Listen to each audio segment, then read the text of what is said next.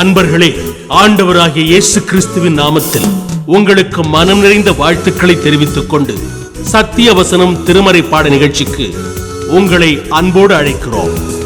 சத்திய வசனம், இது தேவனின் வசனம். நாம் சோர்ந்து போகையில் கரம் கொடுக்கும் நம் தேவனின் வசனம், நம் தேவனின் வசனம். ஆண்டவராகிய இயேசு கிறிஸ்துவனுடைய புண்ணிய நாமத்தினாலே சத்தியவசன நிகழ்ச்சியை காண்கின்ற கேட்கிற உங்கள் ஒவ்வொருவரையும் ஆண்டவர் ஆசீர்வதிப்பாராக. உங்களுக்காக நாங்கள் மிகவும் ஊக்கமாக பிரார்த்தனை செய்து வருகின்றோம். நீங்களும் எங்களுக்காக பிரார்த்தனை செய்யுங்கள். சத்தியவசன நிகழ்ச்சியை அநேகர் காணும்படியாக, நீங்கள் அறிமுகப்படுத்தும்படியாக உங்களை அன்போடு நாங்கள் தாழ்மையோடு வேண்டுகிறோம். உங்கள் கடிதங்களுக்காக நாங்கள் பிரார்த்தனை செய்கிறோம்.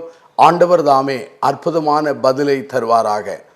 இந்த நாளிலே கர்த்தருடைய வேத வசனத்தை கற்றுக்கொள்ள பரிசுத்த ஆவியானவர் நமக்கு அனுக்கிரகம் பண்ணுவாராக. அருமையானுள்ளே, சங்கீதக்காரனாகிய தாவீதின் வாழ்க்கையிலிருந்து தொடர்ச்சியாக பல செய்திகளை திருமுறையின் அடிப்படையிலே ஆவியானுடைய ஒத்தாசையினாலே நாம் அதை கற்றுக்கொள்ள ஆண்டவர் உதவி செய்து வருகிறார். இன்றைக்கு ஒரு முக்கியமான ஒரு காரியத்தை நாம் கற்றுக்கொள்ளப் போகிறோம். சங்கீதக்காரனாகிய தாவீதின் ஒரு சுபாவம் என்னவென்றால், நன்றி உள்ளவர்களை அவன் கனம் பண்ணுவான். இந்த கடைசி காலத்திலே நன்றி இல்லாத மக்கள் மத்தியிலே நானும் நீங்களும் நன்றி இல்லாத சூழ்நிலையில் பல சமயத்தில் வாழ்ந்திருக்கிறோம். நன்றி உள்ளவர்களுடைய சதவீதம் வர வர குறைந்து கொண்டே வருகின்றதை நம்முடைய அன்றாட வாழ்க்கையிலே காண்கிறோம், கேட்கிறோம், வாசித்து வருகிறோம். அருமையானுள்ளே, அப்போஸ்தலனாகிய பவுல் தீமோத்தேயுவுக்கு எழுதும்போது சொல்கிறார், கடைசி காலம் என்பதற்குரிய அடையாளமாக எழுதும்போது அநேகர் தாய் தகப்பனுக்கு கீழ்ப்படியாதவர்கள், ஜென்ம சுவாப அன்பில்லாதவர்கள், பொருளாசை உள்ளவர்கள், இப்படியாக எழுதி கொண்டே வரும்போது ஒரு குறிப்பை எழுதுகிறார், நன்றி இல்லாதவர்கள் எழும்புவார்கள். ஆகவே ஆண்டவராகிய இயேசு கிறிஸ்து வரப்போகிற அந்த கடைசி நாட்களிலே ஒரு அடையாளம் என்ன? நன்றி இல்லாத மக்கள் அதிகமாக பெருகுவார்கள். நம்முடைய ஆண்டவராகிய இயேசுவின் காலத்திலே நன்றி இல்லாதவருடைய சதவீதத்தை காட்டிலும் இன்றைக்கு ஆண்டவருடைய கிருபையிலே வசனத்தை வைத்து, சூழ்நிலை வைத்து சொல்கிறேன், நன்றி இல்லாதவருடைய சதவீதம் கூடிக்கொண்டே இருக்கிறது. சங்கீதக்காரனாகிய தாவீது நன்றி உள்ள மனிதன். சங்கீதம் 103 சங்கீதம் 1-2 வாக்கியங்களை வாசித்து பாருங்கள். கர்த்தர் செய்த சகல உபகாரங்களை மறவாதே என்று அந்த வசனங்களிலே அவர் பாடுகிறார். ஆகவே நன்றி உள்ள இருதயம் சங்கீதக்காரனிடத்திலே எப்போதும் காணப்படுகிறது. 2 சாமுவேல் புத்தகம் 2 அதிகாரம் 4 வாக்கியத்திலிருந்து 7 வசனம் உள்ள பகுதியை தயவு செய்து எடுத்து வைத்துக்கொண்டு கவனமாய் வாசித்து பாருங்கள். சவுல் இறந்தவுடனே தாவீது யூதா கோத்திரத்திற்கு அவன் ராஜாவாக மாறிவிடுகிறான். அந்த சமயத்திலே அப்னேர் என்பவன் சவுலுடைய இன்னொரு மகனை அழைத்து அவனை இஸ்ரவேலுக்கு ராஜாவாக்கி விடுகிறான். ஆகவே சவுல் காலத்தில் இருந்த சமஸ்த இஸ்ரவேல் அங்கு 2ஆக பிரிகிறது. யூதா கோத்திரத்திற்கு அல்ல யூதா வம்சத்திற்கு தாவீது ராஜாவாய் மாறுகிறான். சவுலுடைய மகன் அங்கே இஸ்ரவேல் பகுதிக்கு ராஜாவாக மாறிவிடுகிறான். ஆகவே தேசமானது தாவீது ராஜாவாக மாறும் பொழுது 2ஆக பிரிந்து காணப்படுகிறது. இந்த சமயத்திலே தாவீது ராஜாவாக மாறின உடனே தாவீதோடு இருந்த மனிதர்கள் தாவீதினிடத்திலே முதலாவது ஒரு செய்தியை சொல்கிறார்கள். 2 சாமுவேல் 2 அதிகாரத்திலே பாருங்கள். அவர்கள் சொல்கிற செய்தி என, கீலியாத்து தேசத்தின் யாபேசின் குடிகள் சவுல் இறந்து போன சவுலை அடக்கம் பண்ணின அந்த காரியத்தை அவனுக்கு அறிவித்தார்கள். உடனே சங்கீதக்காரனாகிய தாவீது இப்போது ராஜாவாக இருக்கிறவன் யாபேசின் குடிகளை அழைத்து அவர்களை பாராட்டுகிறார், அவர்களுடைய செயலை மெச்சிக்கொள்கிறார், அவர்களுக்கு நன்மை செய்வேன் என்கிற வாக்குறுதிகளை பல்வேறு கோணங்களிலே தருகிறதை அங்கு 2 சாமுவேல் 2 அதிகாரம் 4-7 வசனங்களிலே நாம் வாசிக்க முடிகிறது. ஆகவே இந்த வசனங்களிலிருந்து நாம் கற்றுக்கொள்ளுகிற உண்மை என்ன? சங்கீதக்காரனாகிய தாவீது நன்றி உள்ளவன். நன்றி உள்ள மனிதர்களை அவன் கனம் பண்ணுவான். இந்த செய்தியை கேட்டு கண்டு கொண்டிருக்கிற சகோதர சகோதரிகளே, உங்கள் வாழ்க்கையிலே நன்றி உள்ளவர்களாக இருக்கிறீர்களா? அல்லது நன்றி உள்ள மக்கள் மத்தியிலே நீங்கள் வாழுகிற நீங்கள் நன்றி உள்ள மக்களை கனம் பண்ணுகிறீர்களா? இந்த கேள்விக்கு நீங்களே உங்களுடைய மனதிலே கேள்வியை எழுப்பி பதிலை காண ஆண்டவர் உதவி செய்வாராக. இந்த இடத்திலே இந்த வசனங்களை வைத்து நான் உங்களுக்கு 4 குறிப்புகளை உங்கள் முன்னாலே வைக்க விரும்புகிறேன். அதாவது முதல் குறிப்பு என்ன? நன்றியை வாழ்வில் மறவாதவர்கள் இந்த யாபேசின் குடிகள். யாபேசின் குடிகள் நன்றியை மறக்கவே இல்லை. சவுல் என்பவன் தங்களுக்கும் தங்கள் ஜனத்திற்கும் இக்கட்டு காலங்களிலே செய்த உதவியை இந்த யாபேசின் மக்கள் மறந்து போகவே இல்லை. அநேகர் தாழ்மையாய் இருக்கும் பொழுது, இக்கட்டில் இருக்கும்போது, குறைபட்ட காலங்களில் இருக்கும்போது அநேகருடைய உதவியை தேடுவார்கள். ஆனால் உதவியை தேடி அவர்கள் உயர்ந்த பிற்பாடு தங்களுக்கு உதவி செய்த மக்களை மறந்து விடுவார்கள். ஆனால் யாபேசின் குடிகள் அப்படி அல்ல. தங்களுடைய நெருக்கத்திலே ஆண்டவரை தேடின அந்த மக்கள் நெருக்கத்திலே உதவி செய்த சவுல் ராஜாவுக்கு அவர்கள் நன்றி உள்ளவர்களாக இருந்தார்கள் என்று வேதவசனம் சொல்கிறது. 1 சாமுவேலின் புத்தகம் 11ஆம் அதிகாரத்திலே 1 வாக்கியத்தை வாசித்து பாருங்கள். இந்த 11ஆம் அதிகாரத்தின் முதல் வசனத்திலிருந்து வாசித்தால் அங்கு ஒரு சரித்திர உண்மை சொல்லப்படுகிறது. யாபேசின் குடிகளுக்கு விரோதமாக அம்மோனியனான ஒரு மனிதன் வருகிறான். அவனுடைய பெயர் நாகாஸ் என்பது. அந்த யாபேசின் குடிகள் சொல்கிறார்கள், உம்மோடு உடன்படிக்கை பண்ணுவோம், உம்மை சேவிப்போம் என்று. இந்த மனிதன் சொல்கிறான், உங்களோடு நான் உடன்படிக்கை பண்ணுவதில்லை, உங்கள் ஒவ்வொருடைய வலது கண்ணை பிடுங்கி அதன் மூலமாய் இஸ்ரவேலிலே நிந்தையை உண்டாக்குவேன் என்று சொன்னான். இந்த நிகழ்வை இந்த யாபேசின் குடிகள் இஸ்ரவேல் மக்கள் எங்கும் சொல்லி அனுப்பினார்கள். இதை கேட்ட மக்கள் அழுதார்கள். சவுல் ராஜா இதை அறிந்தபோது ஆவிலே நிரம்பி இந்த ஜனத்துக்காக யுத்தம் செய்து அந்த ஜனங்களை விடுவித்தான். இது 1 சாமுவேல் புத்தகம் 11ஆம் அதிகாரத்திலே அங்கு எழுதப்பட்டிருக்கிறது. ஆகவே அருமையானவர்களே, இந்த இக்கட்டிலிருந்து தங்களை விடுவித்த இந்த சவுல் ராஜா செய்த நன்மைகளை இந்த யாபேசின் மக்கள் மறந்து போகவே இல்லை. எனக்கு பிரியமான சகோதரனே, சகோதரிகளே, பெற்றோர்கள் உங்களுக்கு செய்த உதவியை நீங்கள் மறவாமல் நன்றி உள்ளவர்களாக இருக்கிறீர்களா? திருச்சபை உங்களுக்கு எவ்வளவோ உதவி செய்தது, அந்த உதவியை மறவாமல் இருக்கிறீர்களா? உங்களுக்காக கண்ணீர் வடித்து உபவாசித்து தேவனுடைய சமூகத்திலே போராடி அற்புதங்களையும் அடையாளங்களையும் விடுதலையும் வாங்கி கொடுத்த கர்த்தருடைய ஊழியர்களுடைய செயலை மறவாத நன்றியுள்ள மக்களாக நீங்கள் வாழுகிறீர்களா? தேசமானது எனக்கும் உங்களுக்கும் செய்த கொடுத்த வாய்ப்புகள், வசதிகளை நம்முடைய வாழ்க்கையிலே மறவாமல் இருக்கிறோமா? ஆகவே யாபேசின் மக்கள் நன்றியை மறவாத மக்கள். இரண்டாவதாக, இந்த யாபேசின் மக்கள் தங்களுடைய நன்றியை அவர்கள் வித்தியாசமான நிலையிலே வெளிப்பட்டார்கள். 2 சாமுவேலின் புத்தகத்திலே 2ஆம் அதிகாரம் 2-4 வசனங்களை வாசித்து பாருங்கள். சவுல் ராஜா இறந்து போனான், அதாவது தற்கொலை பண்ண கொண்டான். அப்படி தற்கொலை பண்ணி கொண்ட அந்த சூழ்நிலையிலே இஸ்ரவேல் ஜனங்கள் முழுவதும் தோற்று போனார்கள். ஆகவே சவுலும் அவனுடைய குமாரர்களும் மடிந்து போனார்கள். சவுலுடைய ஆயுதங்களை அந்த பெலிஸ்தர்கள் எடுத்து அநேக இடங்களிலே அலங்காரமாய் வைத்தார்கள். சவுலுடைய தலையை கொய்ய வைத்தார்கள் அல்லது அலங்கத்திலே மாட்டி வைத்தார்கள் என்று வேதவசனம் சொல்கிறது. 1 சாமுவேல் 31ஆம் அதிகாரத்திலே 9, 10, 11 வாசித்தால், அவன் ஆயுதங்களை அஸ்தாத்தினுடைய கோவிலே வைத்து அவன் உடலை பெத்சானானின் அலங்கத்திலே தூக்கி போட்டார்கள். இந்த செய்தியை கேட்ட அந்த அருமையான மக்கள் என்ன செய்கிறார்கள் என்றால், யாபேஸ் பட்டணத்து மக்கள் அதை கேள்விப்பட்ட உடனே இரவிலே நடந்தார்கள். துணிந்து போய் அலங்கத்தில் இருக்கிற சவுலுடைய அந்த சரீரத்தை எடுத்து கொண்டு வந்தார்கள். அவனுடைய சரீரத்தை மாத்திரமல்ல, அவன் குமாரனுடைய சரீரத்தையும் எடுத்துக்கொண்டு வந்து அடக்கம் பண்ணினார்கள். ஒருவேளை இஸ்ரவேல் ஜனங்கள் தோற்ற சமயம், அந்த சமயத்திலே மிகவும் ரிஸ்க் எடுத்து, அதாவது மிகவும் சங்கடங்களை எதிர்கொண்டு சவால்களை எதிர்கொண்டு அவர்கள் போய் பெலிஸ்திய நாட்டின் புறத்தில் இருக்கிற அலங்கத்திலிருந்து சவுலையும் அவனுடைய குமாரருடைய அந்த உடல்களை எடுத்து கொண்டு வந்து அடக்கம் செய்தார்கள்.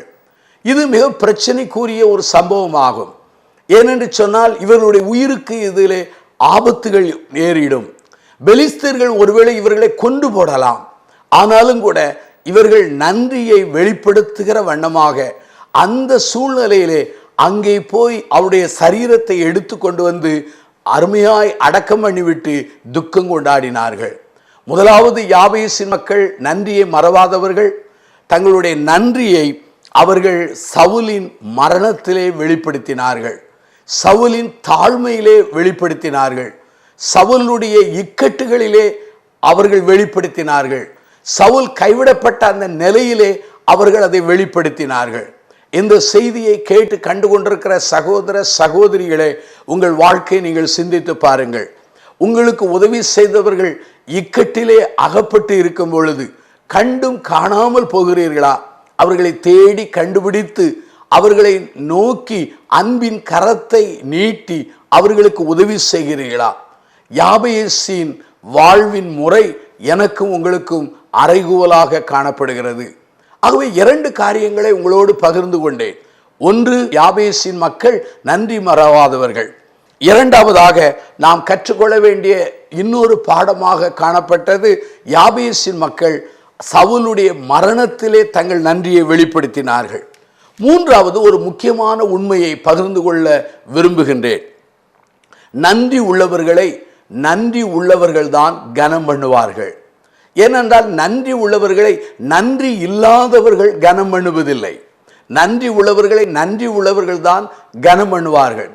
உத்தமர்களை உத்தமர்கள் தான் தேடுவார்கள். பரிசுத்தவான்களை பரிசுத்தவான்கள் தேடுவார்கள். விசுவாசிகள் விசுவாசிகளை தேடுவார்கள். பிரியமானவர்களே, நன்றி உள்ளவர்களை நன்றி உள்ளவர்கள் தான் கனம் பண்ணுவார்கள். சங்கீதக்காரனாகிய தாவீது நன்றி உள்ள மனிதன். என்னை பொறுத்தவர்களே, ஒரு உண்மையை உங்களோடு பகிர்ந்து கொள்ள விரும்புகின்றேன். தேவனிடத்திலே, ஆண்டவரிடத்திலே, கர்த்தரிடத்திலே, தெய்வத்திடத்திலே ஒரு மனிதன் நன்றி உள்ளவனாக இருந்தால் அவன் மனிதரிடத்திலே கட்டாயமாக நன்றி உள்ளவனாக வாழ்வான் என்பது என்னுடைய எதிர்பார்ப்பு. அதே சமயத்திலே திருமறையிலே நான் புரிந்து கொண்ட ஒரு உண்மையாகும். ஆகவே சங்கீதக்காரனாகிய தாவீது ஆண்டவருக்கு நன்றி உள்ளவராக இருந்தார். தன் வாழ்க்கையில் உதவி செய்த மக்களுக்கெல்லாம் நன்றி உள்ளவராக இருந்தார். ஆகவே நன்றி உள்ள இந்த யாபேசின் பட்டணத்து மக்களை அவன் நன்றியோடு வாழ்ந்து அவர்களை கனம் பண்ணுகிறார். ஆகவேதான் நன்றி உள்ளவர்களை நன்றி உள்ளவர் தான் கனம் பண்ணுவார் என்கிற மூன்றாவது காரியத்தை உங்களோடு கூட நான் பகிர்ந்து கொண்டேன். எனக்கு பிரியமான என் சகோதர சகோதரிகளே, உங்களுடைய வாழ்க்கையில நீங்கள் நன்றி உள்ளவர்களாக இருப்பீர்களானால் நன்றியோடு வாழுகிற மக்களை நீங்கள் உற்சாகப்படுத்த வேண்டும், மேன்மைப்படுத்த வேண்டும், அவர்களை தைரியப்படுத்த வேண்டும். இன்றைக்கு அநேகர் நன்றி உள்ள மக்களை அநேகர் தைரியப்படுத்துவதில்லை, உற்சாகப்படுத்துவதில்லை. காரணம் என்னவென்றால், அப்படி உற்சாகப்படுத்தாமல் இருப்பதற்கு காரணம் அவர்கள் வாழ்விலே எங்கேயாவது ஒரு கோணங்களிலே நன்றி இல்லாமையினால் வாழ்ந்து விடுகிறார்கள். ஆகவே 3 காரியங்களை சொன்ன நான் 4வது ஒரு குறிப்புக்கு நான் கடந்து வருகிறேன். முதலாவது சொன்னேன், யாபேசின் மக்கள் அங்கே நன்றியுள்ள மக்கள். யாபேசின் மக்கள் தங்கள் நன்றியை சவுல் ராஜாவுக்கு அவனுடைய மரண கட்டத்திலே அல்லது மரணத்துக்கு பின்பு வெளிப்படுத்தினார்கள்.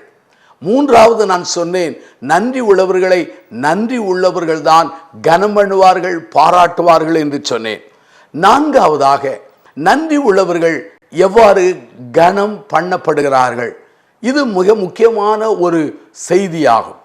அநேகர் என்னிடத்தில் பகிர்ந்து கொள்கிறார்கள், திருமறையின் அடிப்படையிலே வாழ்ந்தால், வேதம் சொல்லுகிற உண்மையின்படி வாழ்ந்தால் இந்த உலகத்திலே பிழைக்க முடியாது, சம்பாதிக்க முடியாது, கனம் பண்ண முடியாது, ஒருவேளை தருத்தரனாக கைவிடப்பட்ட நிலையில்தான் வாழ வேண்டும் என்று சொல்லி அவ்வாறு காரணங்களை காட்டி அநேகர் பின்வாங்கி போகிறார்கள். ஆனால் வேதத்தை வாசித்தாலோ அல்லது நடைமுறை கிறிஸ்தவ வாழ்க்கையை நீங்கள் புரிந்து கொண்டாலோ ஒரு உண்மையை நீங்கள் மறுக்கவே முடியாது. அது என்ன உண்மை என்று சொன்னால், ஆண்டவராகிய இயேசு கிறிஸ்துவின் கிருபையினாலே ஆண்டவருக்கும் மக்களுக்கும் நன்றி உள்ள மக்களை ஆண்டவர் கனம் பண்ணுகிறார், உயர்த்துகிறார், ஆசீர்வதிக்கிறார். 2 சாமுவேல் 2ஆம் அதிகாரத்திலே 2வது வசனத்திலிருந்து 4வது வசனம் வரை உள்ள பகுதியை நான் வாசித்து காண்பிக்கிறேன். அங்கு தாவீது அந்த யாபேசு பட்டணத்து மக்களை அழைத்து சொல்கிறார், நீங்கள் உங்கள் ஆண்டவனாகிய சவுலுக்கு இந்த தயவை செய்து அவரை அடக்கம் பண்ணினபடியினால் கர்த்தர் உங்களை ஆசீர்வதிப்பாராக என்று சொன்னார். அப்படியானால் அருமையான என் சகோதர சகோதரிகளே, இந்த யாபேஸ் பட்டணத்தார் சவுலுக்கு செய்த அந்த உதவி, நன்றி கடமை, அதை ஒரு தயவு என்கிற ஒரு வார்த்தையை சங்கீதக்காரன் பயன்படுத்துகிறார். அந்த நன்றியை வெளிப்படுத்தினதினாலே யார் ஆசீர்வதிப்பார்? கர்த்தர் ஆசீர்வதிப்பார். மனிதர்கள் நம்மை கனம் பண்ணுகிறார்களோ இல்லையோ, ஆண்டவர் மெய்யாகவே ஆசீர்வதிக்கிறார். நம்முடைய ஆண்டவர் ஜீவிக்கிற ஆண்டவர். நம்முடைய ஆண்டவர் எல்லாவற்றையும் அறிந்திருக்கிற ஆண்டவர். அவர் நினைத்தால் புழுதியிலிருந்து ஒருவனை உயர்ந்த ஸ்தானத்திலே உயர்த்த முடியும். ஆண்டவர் நினைத்தால் மகா பெரிய காரியங்களை இந்த உலகத்திலே செய்ய முடியும். எனக்கு பிரியமான என் சகோதர சகோதரிகளே, ஒன்றை புரிந்து கொள்ளுங்கள், நன்றி உள்ளவர்கள் ஆண்டவரால் கனம் பண்ணப்படுவார்கள் என்று சொல்லப்படுகிறது. நன்றி உள்ளவர்களை ஆண்டவர் எவ்வாறு கனம் பண்ணுவாராம்? 2 சாமுவேல் 2ஆம் அதிகாரம் 6 பாருங்கள். அங்கே வசனம் சொல்கிறது, கர்த்தர் உங்களை கிருபையும் உண்மையுமாய் நடத்துவார். ஆண்டவர் உங்களை ஆசீர்வதிப்பார், 2வது நடத்துவார். எப்படி நடத்துவார்? உண்மையும் கிருபையுமாய் நடத்துவார். நம்முடைய ஆண்டவர் கிருபையும் சத்தியம் நிறைந்த தேவன். ஆகவே ஆண்டவரே நம்மோடு கூட இருந்து தன்னுடைய உண்மையின் அடிப்படையிலும் கிருபையின் அடிப்படையிலும் அவர் நடத்துவார். தெய்வமாகிய கர்த்தர் நம்மை நடத்துவார். ஆனால் அதை காட்டிலும் ஒரு பெரிய சிலாக்கியம் அந்த உலகத்திலே வேறு ஒன்றும் இல்லை. ஆகவே தேவனுக்குள்ளாக நன்றி உள்ளவர்களாக இருந்தால் ஆண்டவர் கொடுக்கிற அந்த கனம் என்ன? ஒன்று, கர்த்தர் ஆசீர்வதிப்பார், கர்த்தர் நடத்துவார். ஆகவே கர்த்தர் உங்களை ஆசீர்வதிக்க வேண்டுமா? கர்த்தர் உங்களை கிருபையினாலும் உண்மையினாலும் வழிநடத்த வேண்டுமா? நன்றி உள்ளவர்களாக இருங்கள். ஆண்டவருக்கு நன்றி உள்ளவர்களாக இருங்கள். மனிதர்களுக்கு நீங்கள் நன்றி உள்ளவர்களாக இருங்கள். ஆண்டவருக்கும் மனிதர்களுக்கும் நன்றி உள்ளவர்களாக இருந்தால் கர்த்தர் ஆசீர்வதிப்பார். கர்த்தர் உங்களுக்கு உண்மையினாலும் கிருபையினாலும் உங்களை வழிநடத்துவார். அது மாத்திரமல்லாமல் நன்றி உள்ளவர்களாக இருந்தால் இன்னொரு காரியம் இருக்கிறது.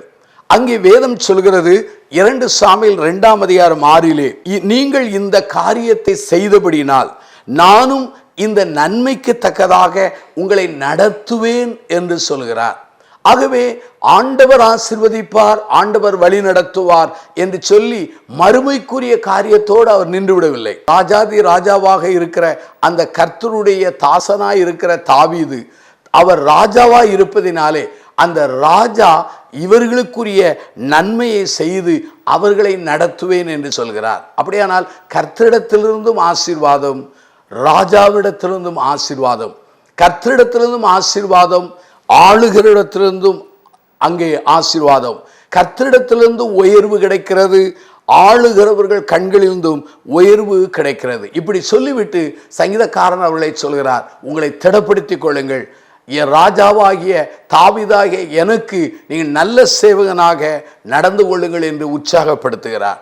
அருமையானுள்ளே, நம்முடைய ஆண்டவராகிய இயேசுவானவர் உலகத்திலே நடந்து திரிந்த பொழுது 10 குஷ்டரோகிகள் வந்தார்கள். ஆண்டவர் நோக்கி அபயமிட்டார்கள். நீங்கள் போய் ஆசாரியனுக்கு காண்பீர்கள் என்று சொன்னார். 10 பேரும் கீழ்ப்படிந்து போனார்கள். சுகம் கிடைத்தது. 9 பேர் யூதர்கள், ஒருவன் சமாரியன்.